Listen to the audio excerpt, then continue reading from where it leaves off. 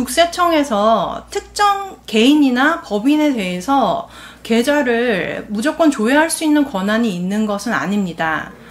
특정 법적으로 정해진 절차에 의해서 승인을 받은 후에 금융조사가 이루어지게 되고, 총 3가지로 오늘은 정리해서 말씀을 드려볼 텐데요.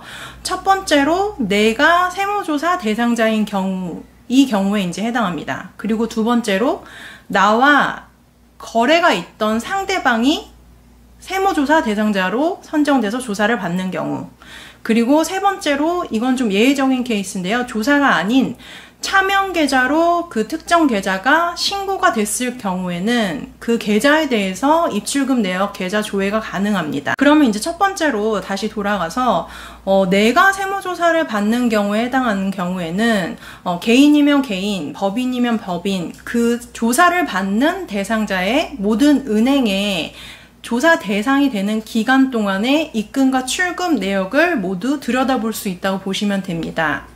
그리고 여기서 이제 연결되는 게 두 번째 항목인데요.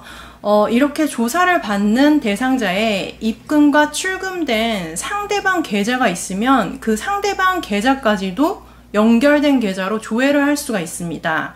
그러다 보니 아까 말씀드린 두 번째 케이스가 나와 거래가 있던 상대방이 조사를 받게 되는 경우, 그 부분에 해당하는 겁니다.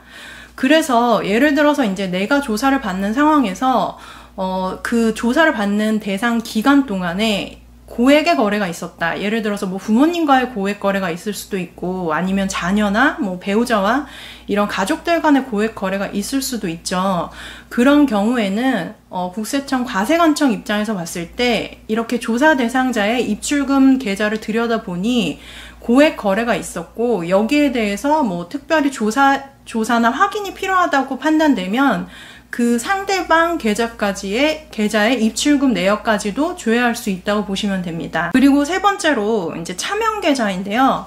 차명 계좌 같은 경우에는 특정인에 의해서 차명 계좌로 이 계좌가 사용되었다고 신고가 들어가게 되면 세무조사 단계가 아니더라도 입출금 내역을 조회를 할 수 있게 됩니다.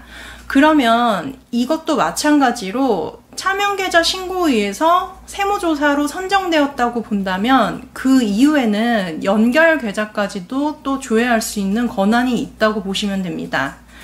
네, 많은 분들이 나의 이제 금융계좌나 금융거래 내역에 대해서 국세청에서 어디까지 알고 있는지, 뭐 어디까지를 조회할 수 있는지에 대해서 궁금해 하시는데요. 다시 한번 설명드리자면, 첫 번째로 내가 세무조사 대상자로 선정이 되었을 때,